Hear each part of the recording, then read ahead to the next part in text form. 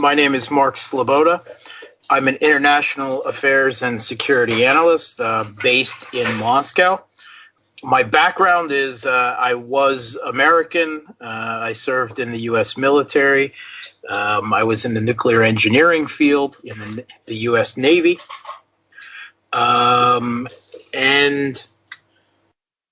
after that, I went back to school to study international relations and political science with a specialty in security studies, the military aspects, the strategic aspects of it. I started my studies in Russia and then finished them. I did my postgraduate work in the London School of Economics and Political Science. After that, I have taught international relations and security studies at Moscow State University, which is the largest and most prestigious university in Russia. I have emigrated to Russia. I am now a Russian citizen. I work a lot with the media, the Russian media, media around the world, political analysis. My day job is still teaching. And my wife, by the way, full disclosure, is Crimean. She's Russian from Crimea. And I have my in-laws still live in Simferopol in the Crimea. And we have extended family all across East Ukraine, Kharkov, Odessa, Donbass, just to give you an idea of full disclosure of my biases and my, shall we say, firsthand experience and relations for the subject. Well, I mean, as somebody that was privy to some US nuclear secrets, some might say, Mark, that you've defected to the other side. Yeah, that is a Cold War framing of the issue. Actually, I emigrated. None of the, quote, secrets, unquote, that I had are actually of any interest to Russia because actually, running a nuclear reactor on a warship is actually 1950s, 1960s tech with very little update, and they have all the same things. So no one has ever asked me anything about that background, which was actually a little surprising. I thought someone might have at one point, but no, it's pretty old tech that is shared common in all sides, and it was 20 years ago at this point. So I actually emigrated. It was a long and bureaucratic process, analogous to getting a green card in the United States. So it took some 5 years at the time. It's actually a little easier right after I finished. They changed some of the laws. Bastards. But it was by no means any kind of quick trade-off, easy deal, anything like that. It was a long bureaucratic slog entirely from my end. Now, look, before we get into some of the analysis of the present-day situation, just give us, because I'm assuming that you return to the US from time to time with family there and that sort of thing. Nope. No? Nope, I have not been back to the United States in 20 years and really have no intention of ever going back. I talk to my parents every month or two on Skype, and that suits my needs just fine. Okay, well, yeah, okay, so you've got some memories of life in the US. Can you just compare the two? Can you compare the two, life in the US to life living in Moscow, to an American city, for example? Sure. I mean, life.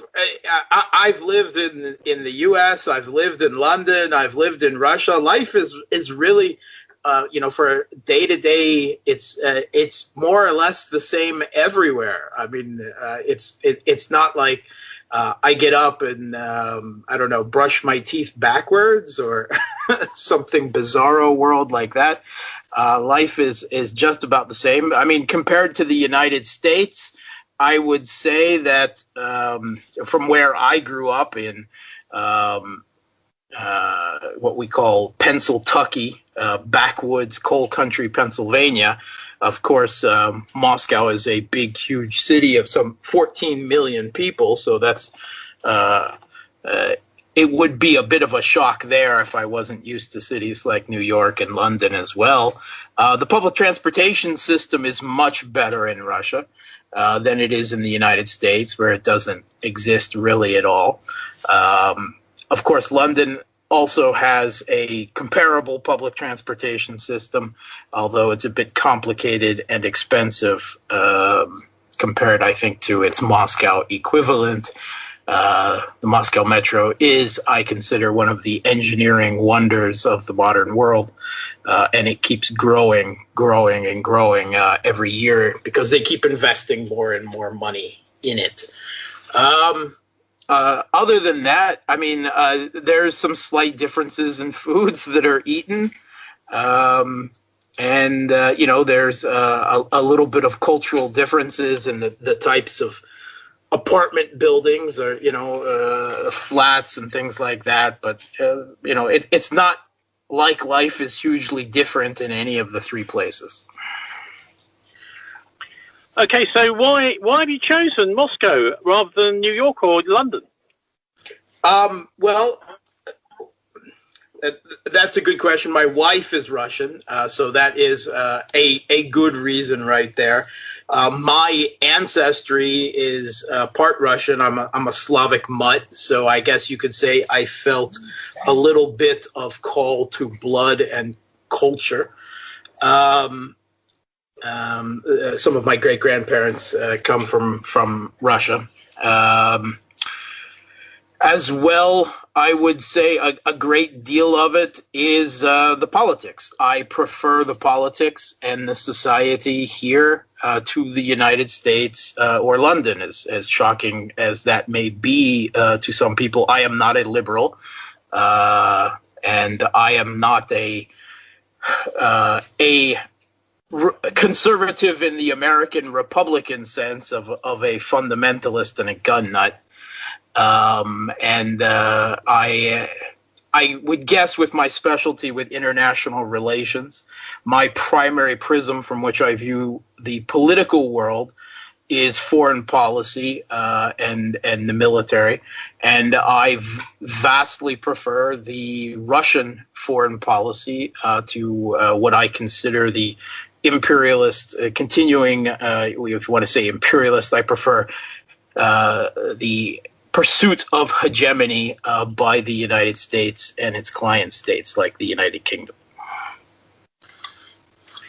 Well, that's a bit cheeky, isn't it? Calling us a client state, Mark? No, I don't think. I think that's a pretty accurate description. I think, no offense, that you're a bunch of yapping lapdogs. When has the United Kingdom ever had a significant foreign policy difference from the United States, whether it was invading Iraq, whether it's ratcheting up tensions against Iran, or falling into some Thucydides trap thinking and creating a military conflict on the other side of the world in the Pacific Ocean right off China's coast?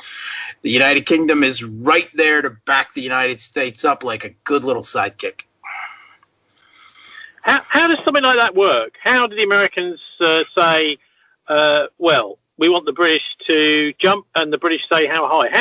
How do they leverage that? How do they get that out of us? I think it's perfectly willing. And I think a lot of European states react pretty much the same way. And I think the Trump years actually show that there is a little bit of the tail wagging the dog there. The British interference with the Steele dossier, the attempt to, not that Trump needed any slurring of his name, but to discredit any attempts he might make to change U.S. foreign policy.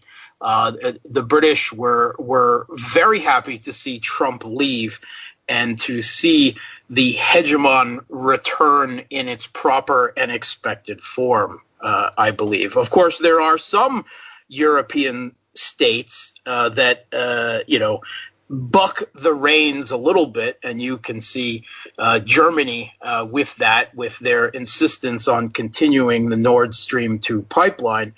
And what do they get in return from their ostensible ally and partner? They get sanctioned. their companies get sanctioned. You're not allowed to do business with Russia because we know your energy security needs better than you do. We saw the same thing with the United States sanctioning Turkey for daring to buy a Russian missile defense system, the S-400 air and missile defense system. They threatened to do the same to India.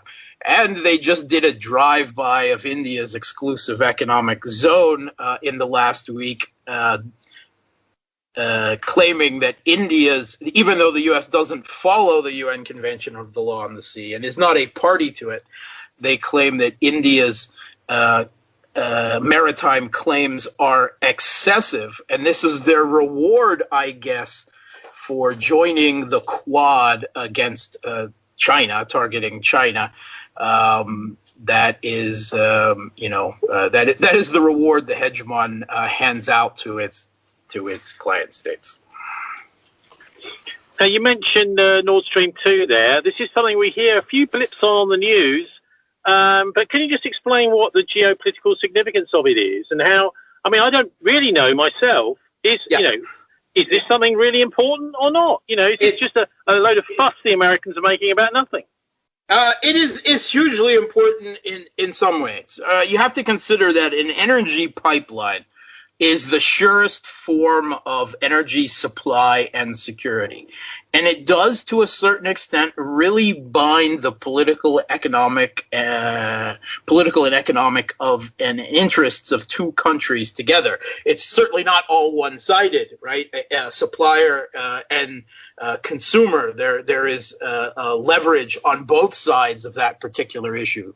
And the European Union it has ever increasing energy supply needs, particularly gas, as they try to shift away from coal, which is a dirtier fossil fuel, much dirtier than gas. So the European Union, Germany's and the European Union's gas needs are ever increasing, as are other countries like China and so on. Now, for decades and decades, the Soviet Union and then Russia have been by any academic sense of the word, reliable energy supplier, despite the Cold War and everything since, to Europe through existing pipelines across the land that were laid by the Soviet Union during the Cold War. And in the last 2 decades, there have been a lot of complications with that energy supply, particularly with Ukraine. And at first, those complications were economic. Ukraine has long been an economic basket case ruled by oligarchs. And at several times in the past, they have simply not been able to pay their energy bills. And what they would do as a consequence is either politically grandstand and cut off the flow of gas themselves, Russian gas, to Europe, or to siphon off gas intended for Europe for their own needs. And that is the principal reason why Germany has agreed for the construction of 2 gas pipelines. The first one has already been built and is in effect. And the second one is, the Nord Stream 2 is some 95% complete now. These pipelines run under the Baltic Sea into Germany, and then allowing Germany not only to have the gas for its own energy needs, but to serve as an gas and energy hub to distribute gas to the rest of the European Union, the continent.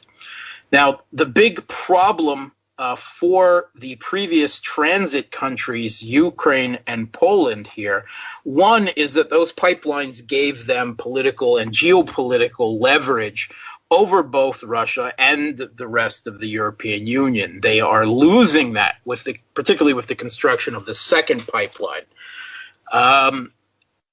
Further, there is the issue of gas transit fees. These are fees paid to Ukraine and Poland for transiting gas across their countries in pipelines that were built in the Soviet Union. And these rack up to billions of dollars a year. A great deal of it paid by Russia, by Gazprom, who ships the gas across. But there is, of course, a knock-on effect that the German and European energy consumers, end up paying for that gas transit as well, marking up prices on their end. And to give you an idea of the scale, the importance of this for a country like Ukraine, which does not have a very stellar economy to begin with, and then over the last few years since the West-backed Maidan Putsch, which overthrew the democratically elected government there in 2014, the resulting political complications with their at the time largest state trading partner and still largest state trading partner, Russia, and the continuing conflict with the old industrial base of their own country, the Donbass, which has never acquiesced to the overthrow of the government that they had overwhelmingly supported there. The election of back in 2010. They have not agreed, they have not acquiesced at all to the new regime that is backed by the US and the EU in Kiev, and that has complicated economic relations for them. So first, they have seen their GDP cut in half in the first 2 years since the Maidan. And they have since, on a GDP per capita basis, become the poorest country in Europe, poorer than Moldova. And that's saying something. So last year, these gas transit fees constituted some 18% of the Kiev regime's national budget for Ukraine.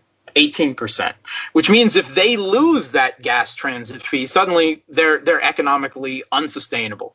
That's already counting the burden that they have.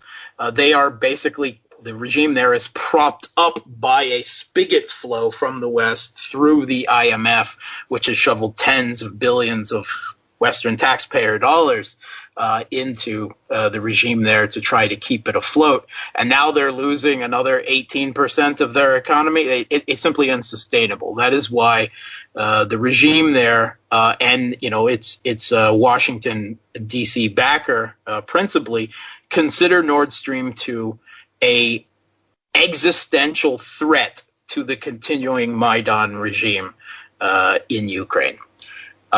So the U.S. has done everything possible to try to kill this pipeline. Of course, there is the added bonus that they would much rather prefer that Germany buys their own LNG, liquefied natural gas, that they get from fracking and can ship across the sea. The only problem is that it's more than twice as expensive, which would make the German economy completely uncompetitive, in comparison to the United States, and raise the costs of everything, making a completely different economic situation.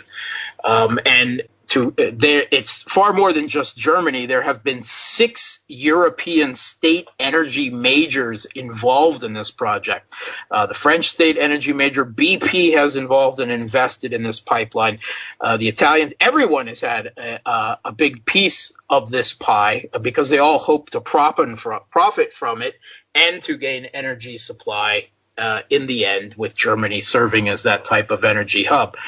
And in order to kill the pipeline, the United States, to try to kill it at some 95% complete, has tried to sanction not only the Russian companies, but all the European companies, state companies in many cases, that have been involved in its construction, with everything, from the ships laying the pipes to the quality insurance and legal inspections to make sure that it's legally sound, to even the hotels that would put up the employees from Gazprom.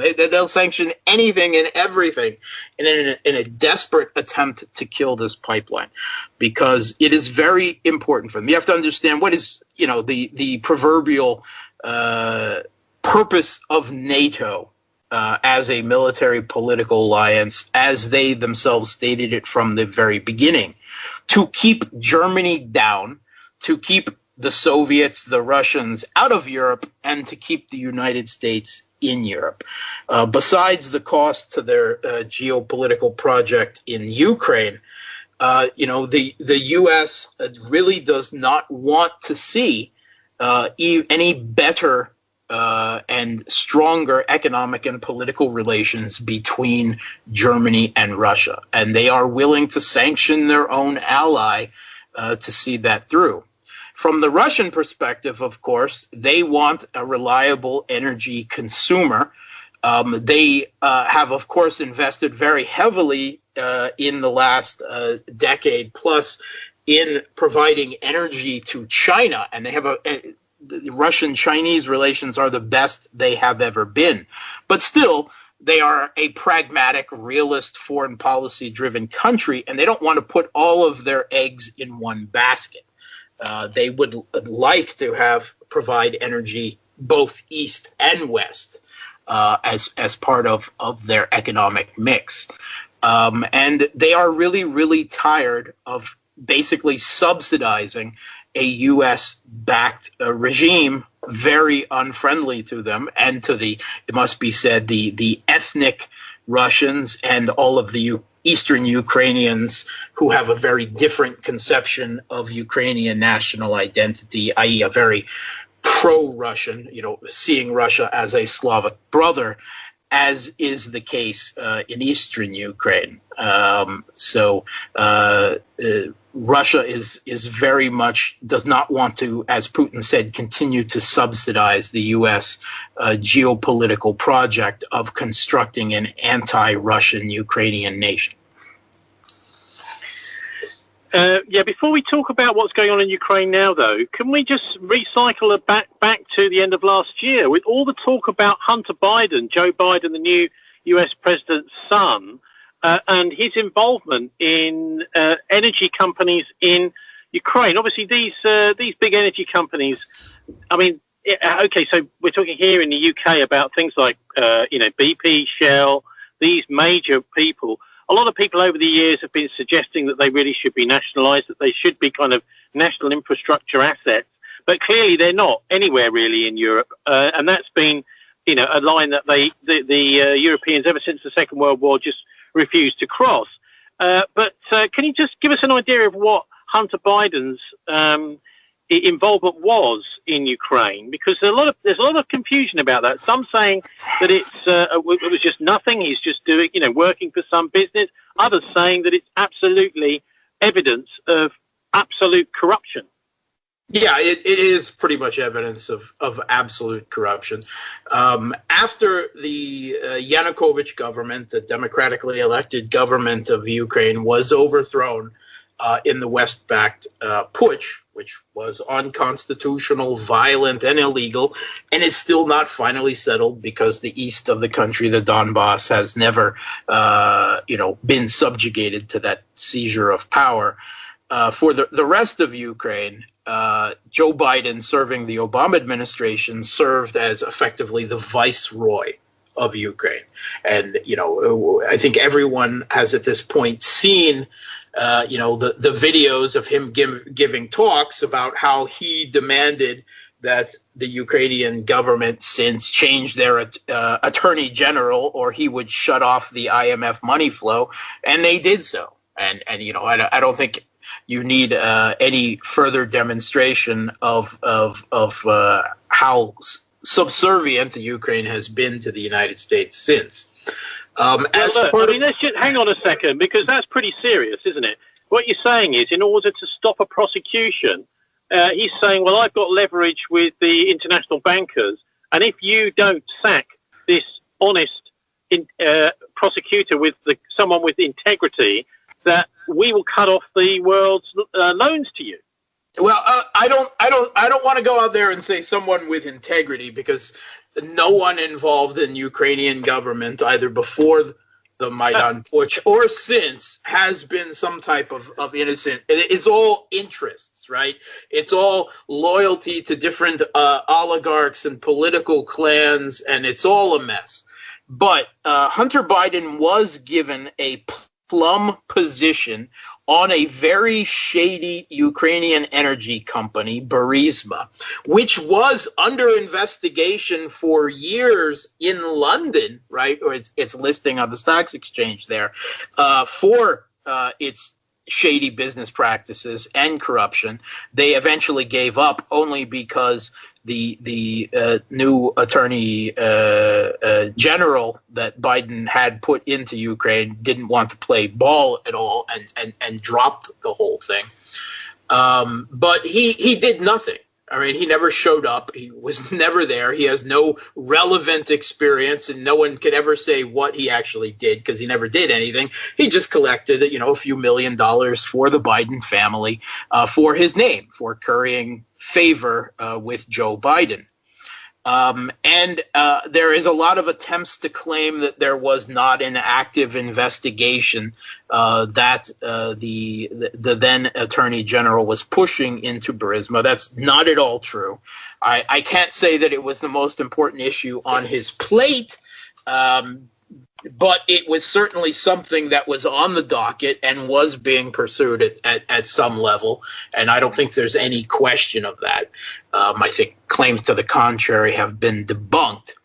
Now, whether that is precisely the reason why, the only reason that Joe Biden and the U.S. wanted this attorney general removed, that's not necessarily clear, but that is certainly a conflict of interest. And none of this is illegal under either American or Ukrainian law, it must be said. Is it ethical? No, it's completely unethical. It's corruption that is perfectly legal in the sense, that overthrowing a foreign government and serving as the viceroy and having them try to curry favor is legal. I don't, my big, as an outside perspective, not involved in U.S. domestic politics anymore, my biggest concern was more with the illegality of the overthrow of the government there and of the role the United States played in that, and their funding of the civil conflict that followed, particularly being that a vanguard of that Maidan, of that political movement, are Western Ukrainian ultranationalists, which means literally Banderite fascists who lionize and heroize the Nazi collaborating West Ukrainians during World War II, the organization of Ukrainian nationalists, the Ukrainian insurgent army that welcomed Hitler with open arms, participated in the Holocaust, the massacre of Poles, the mass killings of communists and Ukrainians who were part of not against the Soviet Union. There's a big mess there. That is my issue. But I understand from the U.S. domestic angle, this became involved in this Democratic-Republican issue between Biden and Trump. And there is certainly something there. And even if it's not illegal, it is, of course, vastly unethical. And you have to understand that Hunter Biden is a piece of, shall we say, cow dung. I mean, the guy was kicked out of the military for his cocaine use. He's never really been successful at anything. He is likewise guilty of being given all kinds of plum positions and involvement in Chinese banks that were also attempting to curry favor with Joe Biden, and that's how he got involved in it there. The guy is a piece of scum. But he's, and it has to be said that even Joe Biden, he was definitely Joe Biden's second favorite son before his first son died, in a tragic accident. But the fact that this has not been recognized by the Democrats for partisan political reasons, and there has been an attempt to claim that there's nothing here, and anyone who brings it up is Russian propaganda. It doesn't have to be Russian propaganda. You can just think it's corrupt and wrong for a politician's son to be rewarded with plum positions, earning millions of dollars a year, doing literally nothing, never being involved with the company at all, just because you're his son. That is corruption to me, but again, there's really technically nothing illegal about it. It's just vastly unethical.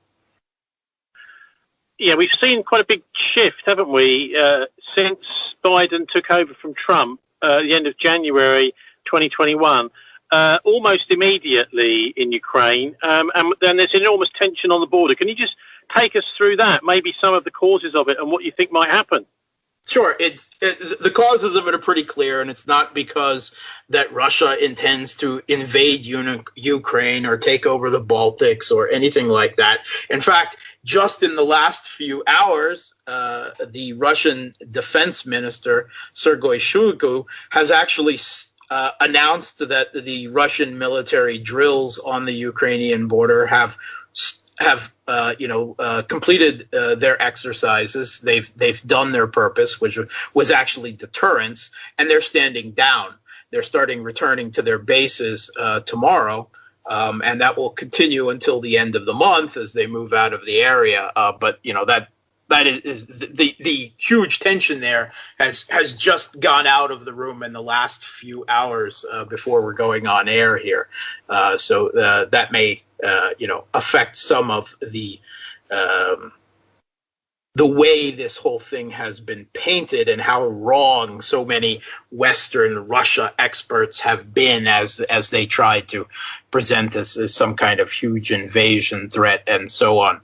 But starting in early March, the Kiev regime in Ukraine began to build up military forces, shipping them to the east of their country to the contact line in Donbass, which has been a frozen conflict where there has been a tentative ceasefire, a pretty decent one for the last year up until the last couple of months, under the Minsk Accords, which were an agreement between the regime in Kiev and the political leadership in Donbass to find a political reconciliation finally for what happened in the country in 2014. And the guarantors of this were France, Germany, and Russia. i.e. Russia was not a party to this. It was a guarantor.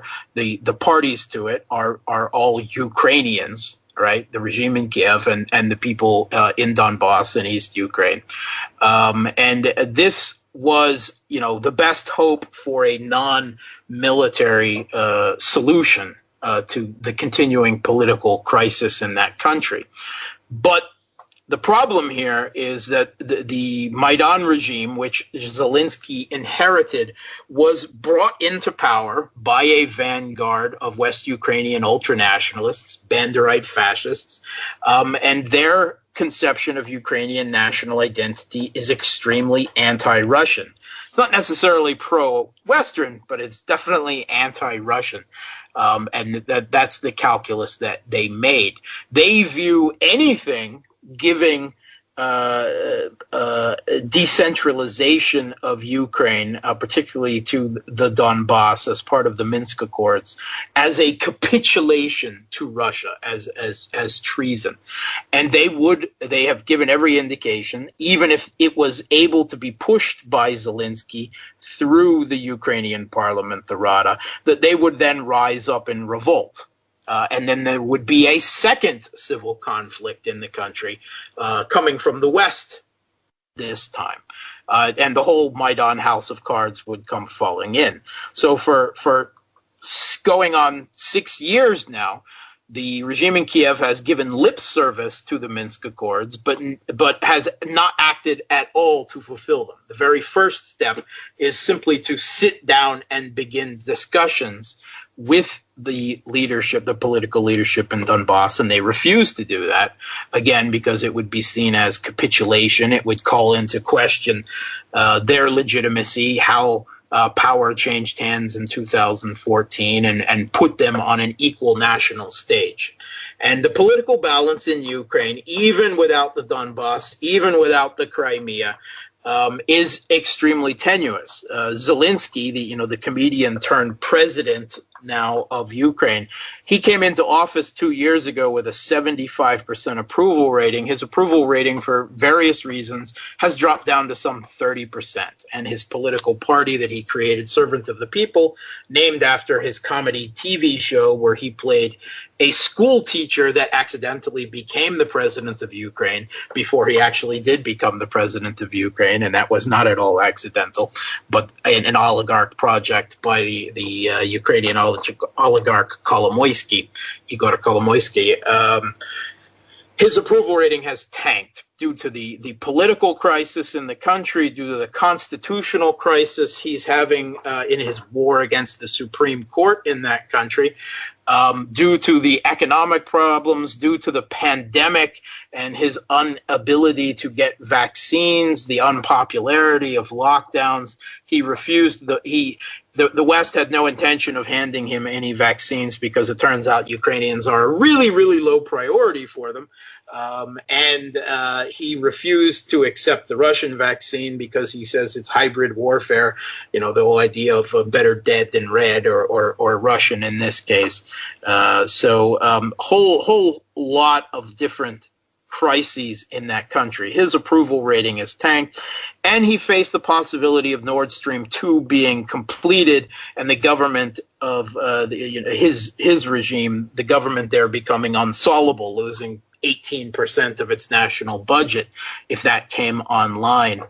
So he created this military political crisis, I believe, attempting to build up forces in East Ukraine, making the threat of launching a renewed military assault on the Donbass. And he even finally pulled out of the Minsk Accords. It was clear for the longest time that he wasn't going to settle it, but he pulled out completely, and he put into the national military doctrine of Ukraine that there was the intention of the government to recover both Crimea and Donbass by military force, not political reconciliation, when it comes to the Donbass.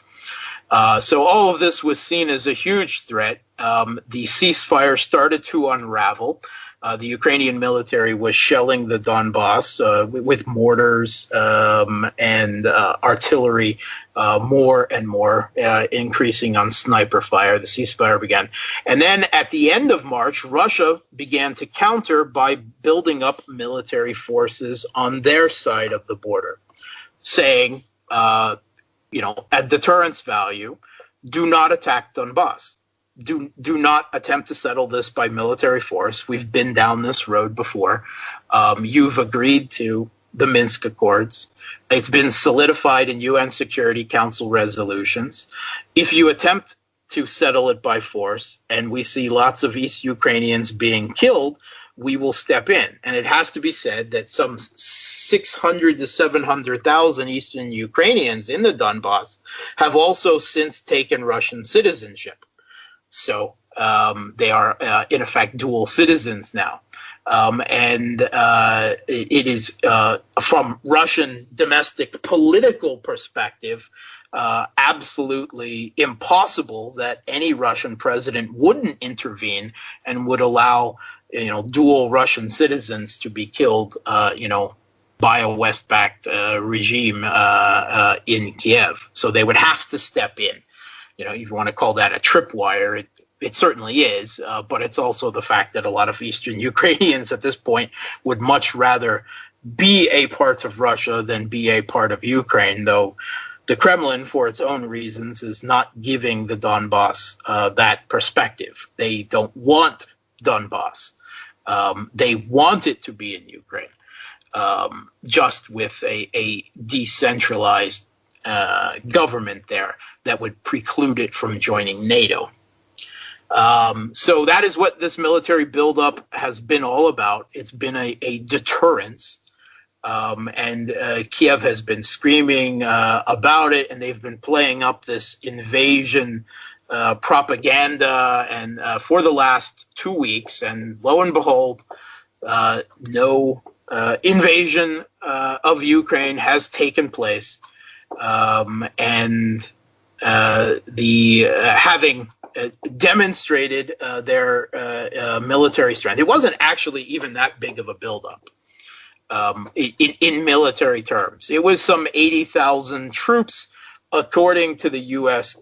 government, but some 50,000 of those, 25,000 troops in Crimea and 25,000 on the Russian-Ukrainian border in the west of Ukraine, on the other side of Donbass. They're there anyway, and they've been there since 2014. In fact, the 25,000 troops in Crimea have been in Crimea before the Ukrainian government was overthrown in 2014, because that was part of the basing treaties that Ukraine had with Russia to give Russia, access to Sevastopol, their naval bases there. Russia has had 25,000 troops in Crimea for decades now. That hasn't substantially changed. The only real buildup was possibly around some 30 to 40,000 troops, which sounds like a big deal to a layman, but to someone who is involved with the military, that's a moderate military exercise. When you think about the force that the U.S., the U.K., and their allies used to invade Iraq, a similar sized population-wise country to Ukraine in 2003. There were some, between the U.S. and the U.K. and their other allies, they had some 300,000 troops there to invade Iraq and then occupy the country. And that is a real invasion force. That is what one looks like. Some 80,000 troops on the Ukrainian border, at least half of which are already permanently stationed there. That is not an invasion force. That is a demonstrative force. If you want to call it coercive demonstration, that's fine, because, don't attack Donbass and return to the Minsk Accords, to the political reconciliation that you agreed in. But I believe that the reason that the Kiev regime, Zelensky, he did not believe that he could take Donbass by force. He knew at some point, even if his military was successful where it had not been previously, that Russia would step in. That was clear. But that's exactly what he wanted. He wanted a provocation that he could start a conflict in Donbass and bring Russia in, because the German government has been extremely unwilling to bow to U.S. sanctions and pressure. All of this Navalny poisoned with the most deadly poison in the universe, with magic underpants, and then miraculously coming back to life. All of that stuff failed to convince the German government to give up on Nordstream 2. But a renewed military conflict where Russia directly, overtly stepped in to protect Donbass. Now, that would be very hard for the German government, any German government, and Angela Merkel is stepping down, and her party is probably going to lose to the US-backed Green Party there in the next elections. And I believe there was a hope that this would help them kill Nord Stream 2, that the German government would not be able to continue to support the project with a renewed military conflict there. I hope that the Russian military demonstration on the border deterred them from this goal. That's not finally written yet. But at least the Russian side having demonstrated that they are willing to step in, but not going to immediately respond to provocations, is standing down at this point. Interesting, Mark, you mentioned the US-backed Greens in Germany. This is Earth Day we're talking on, which is really reminds me more than anything else of the Michael Moore film that came out this time last year, Planet of the Humans, which looks at some of the attempts of the Western oligarchy to really, what we always used to call astroturf or greenwash the whole environmental movement into something that they can turn into a money-making machine, and also, of course, a load of legacy equipment. For example, cars that run on diesel and petrol, make them all redundant and sell a whole new generation of electric vehicles to the population. This is one of the reasons that Tesla shares, and it's gone through the roof, and he's become the wealthiest man in the world. Although every day I look, I see he's going below Jeff Bezos and then above him again. But anyhow, what is it that you point to in Germany to say that the German Greens have got some sort of US backing? That's actually pretty obvious, and actually representatives from Angela Merkel's own party have pointed to exactly that and said publicly that they are creatures of the Americans. Because now, I want to make clear that I myself consider myself, at least in environmental terms, a green.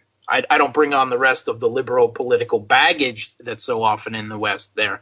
But I'm extremely concerned by climate change, by environmental things. Russia sees climate change faster and more severe than any other country because of the amount of territory it has in the Arctic, where temperature change is the most prevalent. I've been very concerned with the international relations aspect of climate change for a very long time.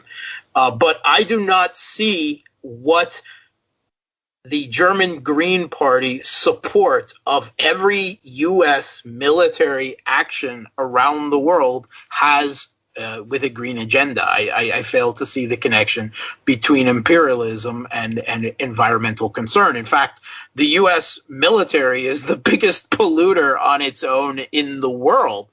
And they have been adamant about also, of course, wanting to kill the Nordstream 2 pipeline, which makes no sense because any climate change plan for a move to less carbon polluting, more sustainable, not sustainable because I don't believe in sustainability, but less carbon producing economies demands a further shift away from coal towards gas, at the very least as a stopgap fuel, until they can actually make alternative energy actually work, which it really doesn't still at this point, not for national energy supplies anyway. And the fact, there is not a military action around the world that the German Greens, for some reason, do not support. And I fail to see the connection between support of U.S. military action around the world and an environmental agenda. That is why I consider the German Greens. And again, you don't have to take my word for it. You can take Angela Merkel's own party for it. And they've, of course, are not some great friend of the Russian government anyway. They just want this pipeline for their own energy security reasons. And they have, it must be said, they have also been loath to participate in U.S. military adventures around the world, be that in Iraq, in Syria, in Libya, or elsewhere. If the German Greens come to power, I think that would very much change. Now, look, one of the things in the background to almost everything we've been discussing so far is this complete breakdown in diplomatic relations between Moscow and Washington, which I was looking at some of the historical records the other week, is unprecedented. Even since the Russian Revolution, the First World War time, there has been a Russian ambassador or a Soviet ambassador in Washington and a US ambassador in Moscow. As of this week, there is not one of those in either. Both of the ambassadors have gone home, and it's indefinite. Yeah, it certainly, I mean, there are a whole host of reasons other than this spat with the ambassadors being sent home after Joe Biden's quite hypocritical killer remarks about Putin. I'm much more. You have to understand that, of course, there are diplomatic staff in each country. And in fact, the Russian government has called the American deputy ambassador to the Kremlin for a diplomatic dressing down this week. despite John Sullivan being on his way home. So diplomacy continues, even if it's, not at the top tier of the ambassador level. But I'm far more concerned with things like pulling out of the international treaties, the arms control treaties that formed the Cold War security architecture. The U.S. pulling out of the anti-ballistic missile treaty unilaterally in 2003, which kicked off the new tech arms race starting back then, which Russia warned about at the time. Which made them delve heavily into the development of hypersonic weapons to counter, U.S. missile defense being laid very close to their borders. The U.S. pulling out of the Intermediate Range Nuclear Forces Treaty, not because of the nonsense about Russian violations, but because they want particularly conventional land-based intermediate range nuclear short and intermediate range missiles for what they view as an inevitable confrontation in the South Pacific with China. They see a huge missile gap there, and in that coming naval conflict, they want to have land-based missiles in Japan, in Guam, and elsewhere, and they view that as essential. That's why the Americans pulled out of the Intermediate Range Nuclear Forces Treaty, and the fact that they're already erecting missiles there shows that quite clearly. The U.S. pulling out of the Open Skies Treaty. At the very end, at least, Joe Biden kept the last foundation pillar, the New START Treaty. He renewed it, which is preventing a return to a quantitative arms race. It's the one that limits the amount of warheads and launch vehicles pointed directly at each other at any given time. Thank God for that little bit of sanity from the Biden administration there. But that's really just basic mutually assured destruction sanity at that point. But these are the type of things. The fact that these rules of the road are gone, that there is no fear and respect on both sides anymore. There is no respect. There is just continual demonization of both sides. The fact that the U.S. has erected 80-some packages of sanctions against Russia, that they are pursuing secondary sanctions against other countries just for doing business with Russia. That brings economic warfare to a whole new level. And despite the accusations of political meddling in U.S. politics via Facebook posts or something coming from the Americans, the reality is that America, of course, is the biggest meddler in the political affairs of other countries and elections around the world. And you don't have to take my word for it. You can take the researchers that have concluded that in reports at Carnegie Mellon. And shown that the U.S. By far is the biggest meddler in other countries' elections and politics, not even counting regime change, color revolutions, and invasions and the like. Boris Yeltsin, his re-election in Russia, miraculously, in what is widely viewed to be a rigged election, is the clearest point of that meddling. Of course, it continues with Navalny and so on to this day. But if you'll remember the Time magazine cover of the Americans crowing how they got Boris Yeltsin reelected and we saved Russia from the communists, they celebrate their meddling. I mean, there was a movie made about it where they're very, very, very proud of what they did. So all of this bit about, and then, of course, the lunacy of the most aggressive cyber hacking and cyber warfare country in the world, complaining about cyber espionage by any other country is really just silly. Putin has proposed to the last 3 U.S. presidents, Obama, Trump, and Biden already. Let's create an international cyber treaty analogous to arms control to settle cyber warfare and cyber espionage. Either we stop it, or we agree to set rules of the road, what is allowed and what isn't, and stop the meddling in each other's countries that way. And the Americans immediately blow that off. One, because of course they want to continue doing it because they think they have a duty and a moral right to do so to Russia and other countries. And on the other hand, they say that it is impossible to correctly attribute any act of cyber warfare or cyber espionage in most cases around the world. At the same time that they continually blame Russia for everything. So I fail to see the logical. They're lying about something, whether they're not able to find correct attribution or the blaming of Russia. You take your pick. But it's the U.S. who is not willing to enter into negotiations about an international cyber treaty that have been repeatedly proposed by Russia. So these are the types of tensions that I'm actually far more worried about than the current diplomatic steps with ambassadors. But never lose sight that we are in a new arms race. We have been since 2003. And it involves hypersonic weapons, hypersonic glide vehicles, the developments in artificial intelligence by the militaries on both sides. And again, this is not really just a block Cold War yet. At this point, it is still a great power conflict with multiple players all pursuing these technologies.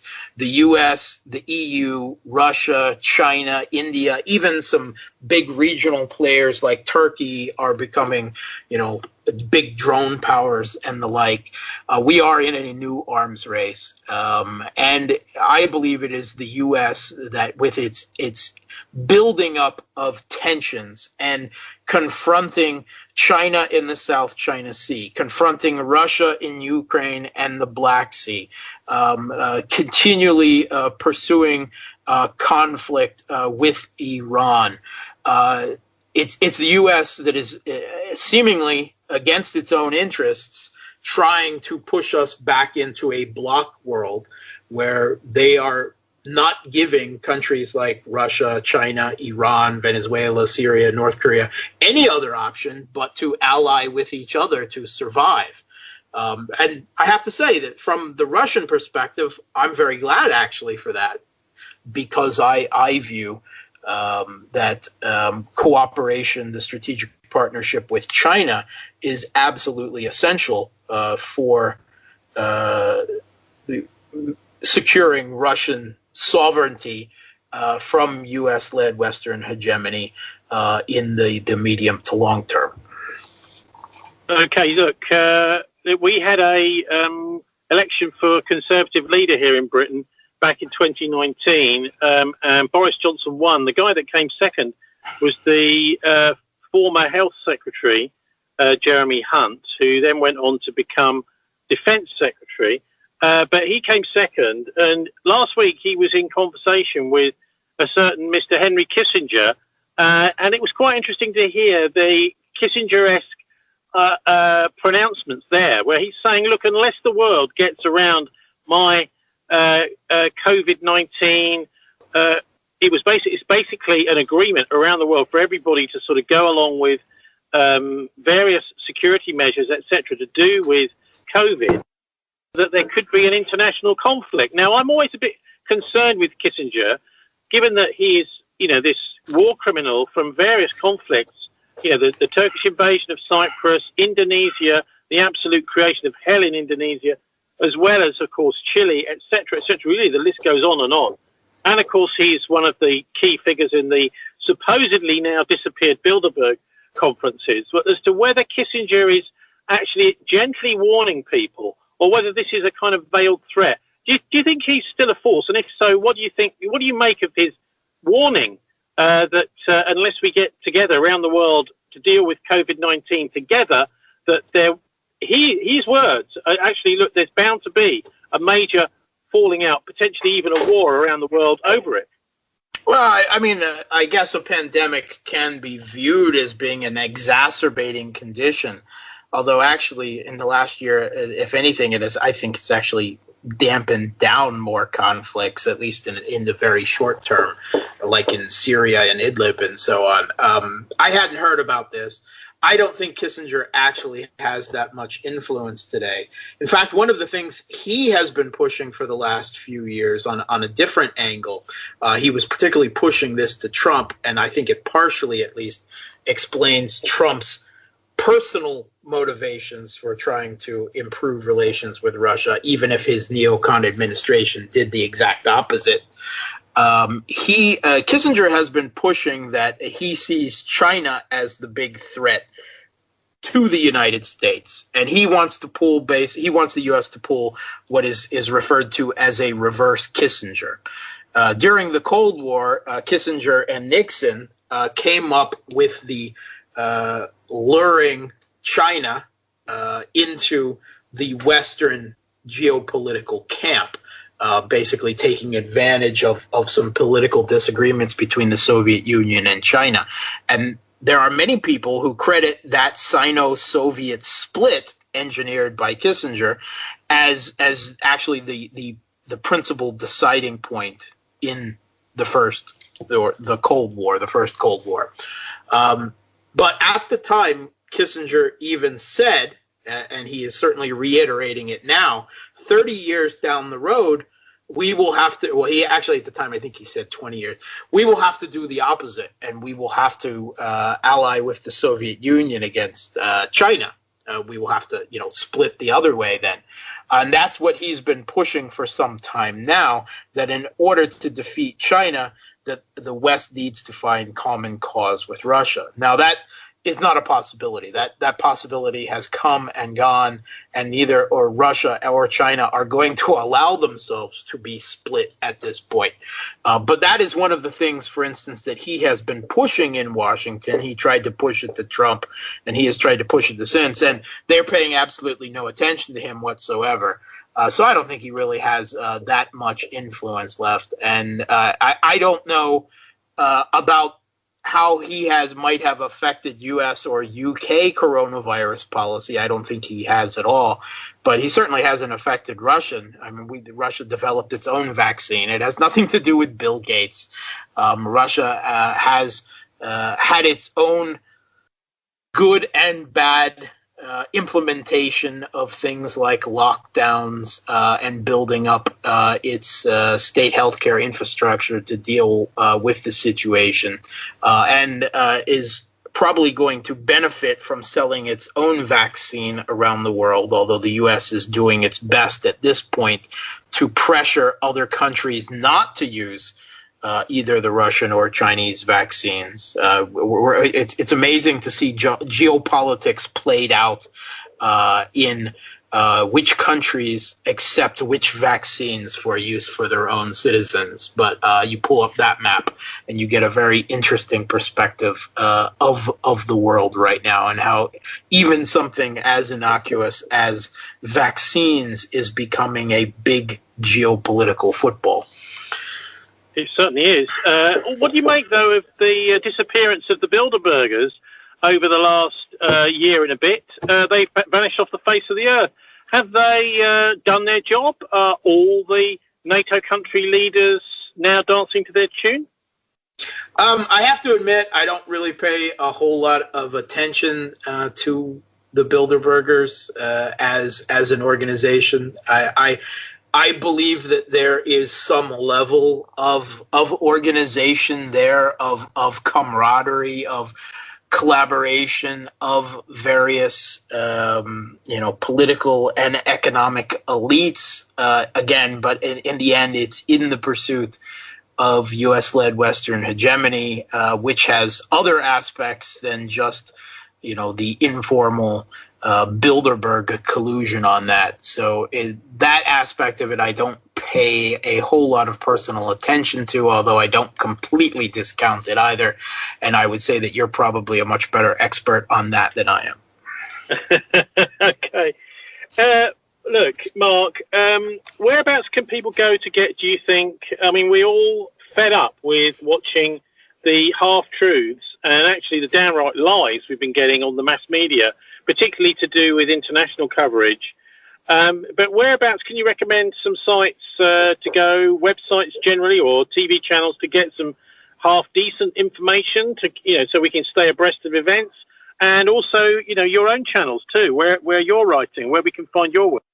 Yeah, so I do not believe in any one source of information, be it Russian. I do prefer it to some, but by no means is it a objective truth with a capital T. I don't even believe in that. I believe in interests, be they political, ideological, economic, corporate, everything. I think your best is to take from a wide variety of sources and then make some type of comparison in your own head. That's okay. Look, okay. Give us, recommend us a few though. Come on, I'm not letting you get away that easily. Yeah. Okay. No, that's fine. I was getting there. I was just taking the long, circuitous route. Follow me. I'm on Facebook and Twitter at Mark Sleboda 1. I do a lot of different media. I'm on France 24, Al Jazeera, RT. I'm on Sputnik several times a week on their radio shows. I do a lot of podcasts. I do a lot of different things. Follow me. I like Moon of Alabama. I find that Moon of Alabama, you can find it on the, with an easy Google search. A lot of geopolitical commentary there. He and I agree like some 90% plus of the time. I think he is an excellent source. And other than that, it depends on what the particular issue is, and the particular countries involved. The Institute for Responsible Statecraft and the Kinsey Institute in the United States, despite my questions about their oligarch backing and why they're backing it, they do some fabulous work. I know a lot of the people who are involved there. I definitely recommend following them on Twitter and reading, or whatever is your preferred social media choice, and reading regularly anything that they write. The Kinsey Institute, a lot of good people there. Daniel Larison is an American realist who is also involved there on Russia. Anatoly Lievin, he is in there as well. Also, take a look at Stephen Walt. Stephen Walt is a realist at the Harvard Kennedy School of Government, and he is always definitely someone worth reading with a sane, realist foreign policy perspective from an American point of view. I take a lot from these people, and I think that you can find a lot by credible people, even if they aren't the people that are in power or anywhere close to it. There are still some respectable academics and professionals out there that you can follow and learn something from.